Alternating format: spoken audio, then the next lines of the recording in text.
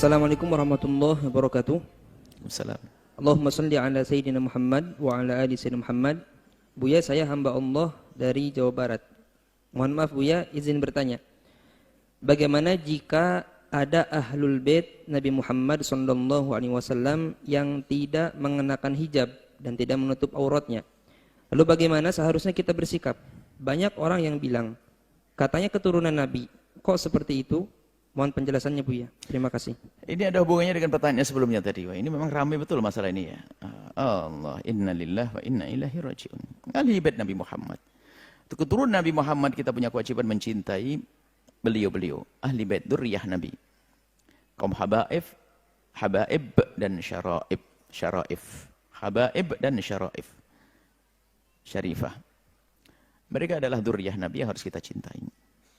Tapi tetap mereka adalah manusia yang sesaat ada kesalahan yang mereka lakukan. Dan di saat kita menemukan kesalahan ada dua hal yang harus kita hadirkan. Termasuk ada syarifah yang tidak menutup auratnya. Ada dua hal. Yang pertama adalah jangan Anda merendahkan. Mau merendahkan manusia biasa saja nggak boleh. Apalagi syarifah. Kadang-kadang kita ada kebencian kepada habaib syarifah. Syarifah, tuh. Nah, ini adalah kebencian di hati kita. Nggak boleh, awas hati-hati. Akan tapi yang kedua adalah tanda iman Anda dan cinta Anda kepada Rasulullah. Di saat melihat syarifah tidak menutup aurat, Anda akan sedih dengan sesedih-sedihnya. Karena apa? Dia telah melanggar kakeknya.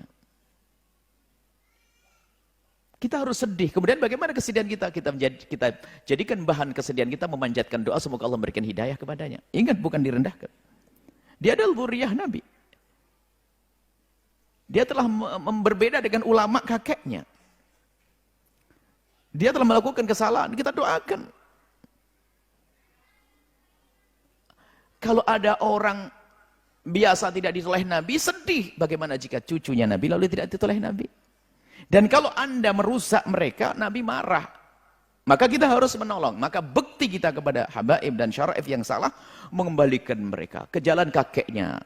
Maka Nabi akan bangga kepada Anda.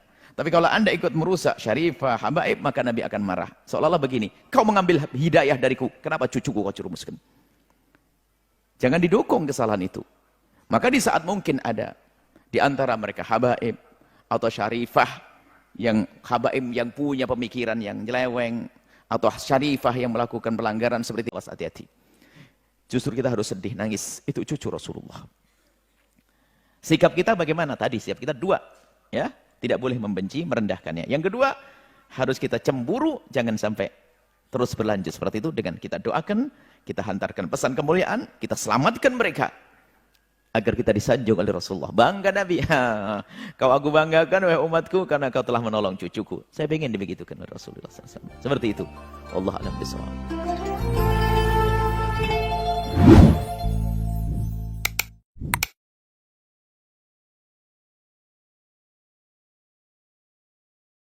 Atau syarifah yang habaib yang punya pemikiran yang nyeleweng, atau syarifah yang melakukan pelanggaran seperti tidak menutup aurat, kita doakan itu dzurriyyah Nabi SAW. Bahkan setiap saat kalau perlu kita dahulukan doa untuknya sebelum yang lainnya, karena itu cucu Nabi. Itu sebenarnya tanda cinta kita ke Rasulullah. Kita sedih ada cucu Nabi semacam itu. Tapi ingat, jangan rendahkan. Syarifah, kok habaib begitu? Itu dzurriyyah Nabi begitu. Awas, hati-hati, jangan rendahkan. Doakan. Dan sebisa mungkin Anda menyampaikan. Dan ini pun adalah bahasa cinta kami kepada syara'if itu. Jika ada di antara para syarifah yang belum menutup aurat, rindukan dirimu, hai syarifah, yang sangat saya cintai. Rindukan dirimu kepada Rasulullah. Kakekmu senang dengan Sayyidat Fatimah Az-Zahra. Kenapa? Sangat menutup aurat. Kenapa Sayyidat Fatimah sangat dicintai Nabi? Karena punya rasa malu yang tinggi dan ingin selalu menutup auratnya, sehingga sangat dicintai oleh Nabi. Sehingga diberi kabar gembira, engkau wahai Fatimah akan menyusulku sebelum kerabatmu yang lainnya, sebelum kerabat-kerabat yang lainnya. Siti Fatimah sangat dicintai Nabi. Kenapa? Karena sangat rapi dalam menutup auratnya, sangat punya rasa malu tinggi. Maka engkau, Anda wahai syarifah, Anda cucu baginda Nabi, ingat, lihat wajah Nabi, pandang baginda Nabi, ingat kakekmu. Kemudian lebih dari itu, kasihanilah umat.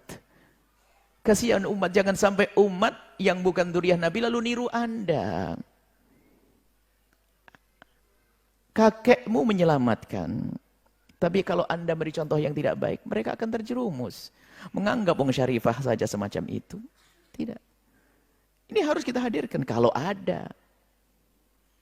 Tapi ingat yang jadi masalah kadang kita ini kalau sudah melihat habaib melanggar langsung tuh habaib gitu. Awas itu kebencian di hati, hati-hati.